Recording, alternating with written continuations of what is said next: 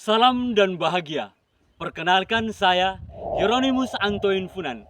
Saya mengabdi di SDN Kecil Taenino, sebuah sekolah kecil yang berdiri di wilayah perbatasan Kabupaten Timor Tengah Utara dengan negara Republik Demokrat Timor Leste dan Kabupaten Belu.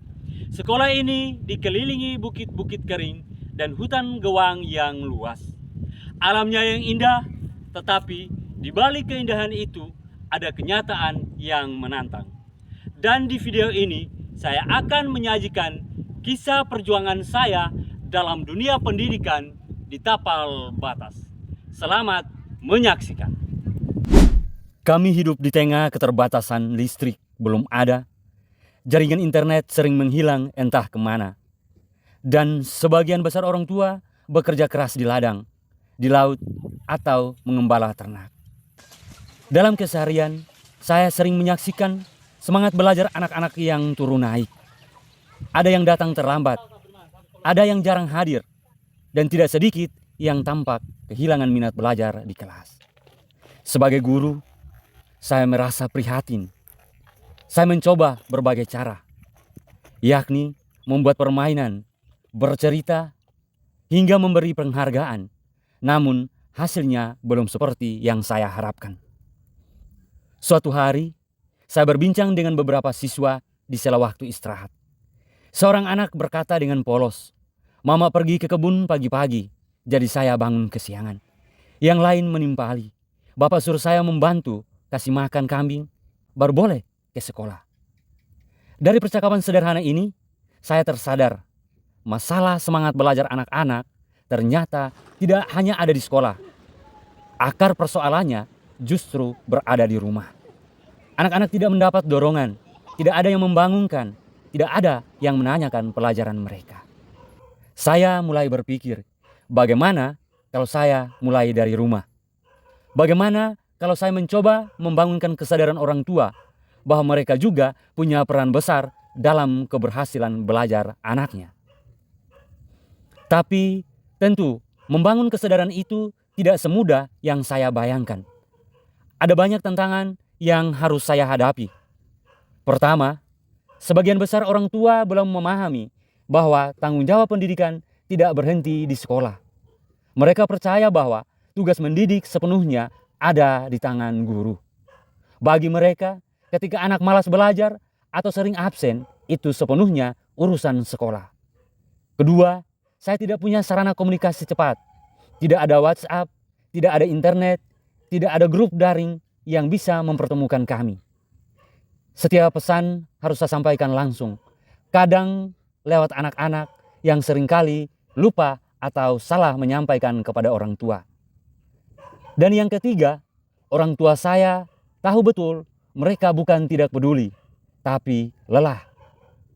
Mereka bekerja sejak fajar, pulang sore dengan tenaga tersisa. Untuk sekadar duduk menanyakan belajar apa hari ini, kadang tidak sempat. Namun, saya tidak ingin berhenti di situ. Saya percaya perubahan besar selalu dimulai dari langkah kecil. Maka saya memutuskan, langkah pertama adalah datang ke rumah mereka, menyapa, mendengarkan, dan mengajak berbicara dari hati ke hati. Saya mulai mengunjungi rumah-rumah siswa yang sering absen. Saya berjalan kaki, melewati jalan tanah, menyeberangi kebun sawah, membawa buku catatan kecil, dan senyum ramah.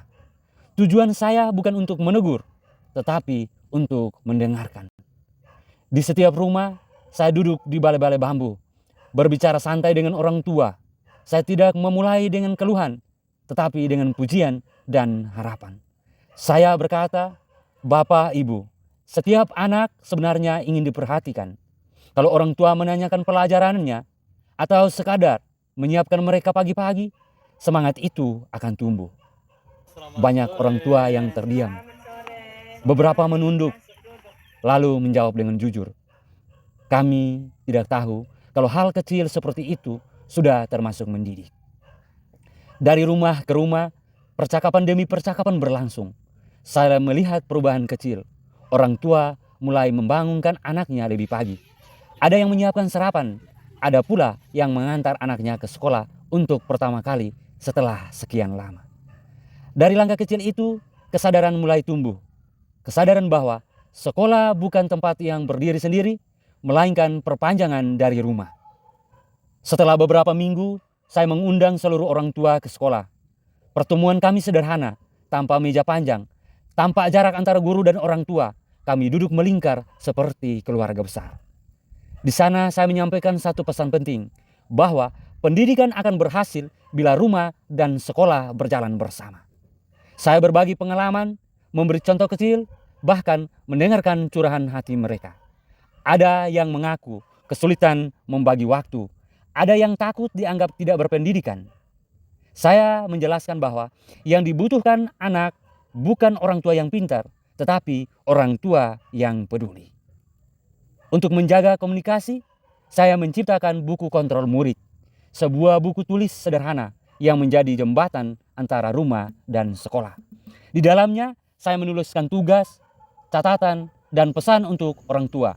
Setiap malam, orang tua menandatangani halaman itu setelah memastikan anaknya mengerjakan tugas.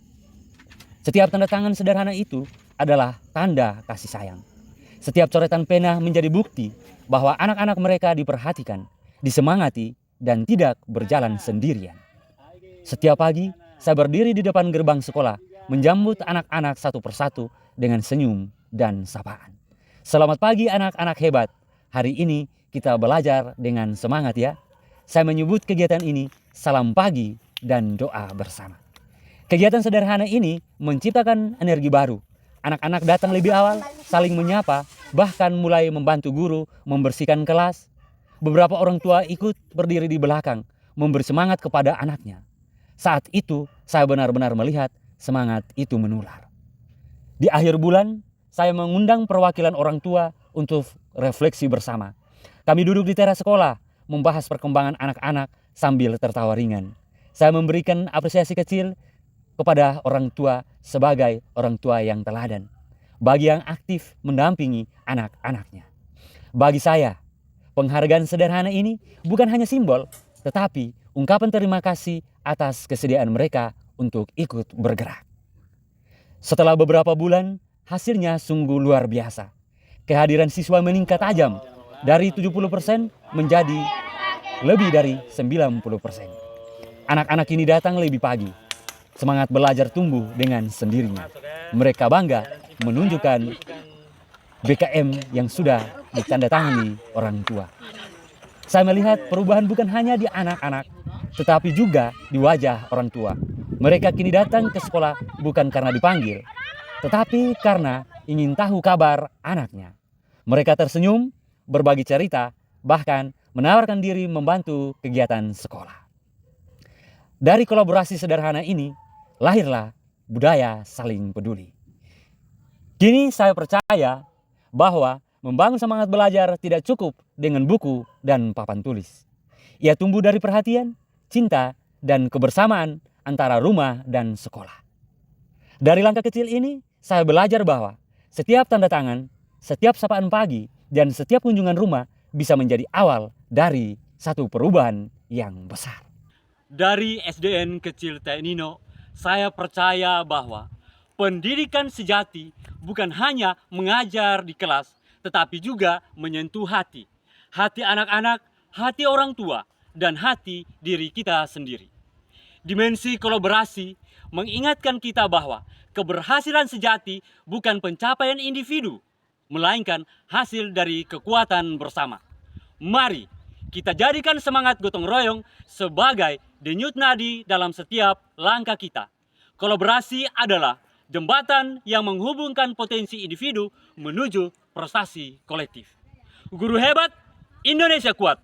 Salam pendidikan, salam guru tapal batas.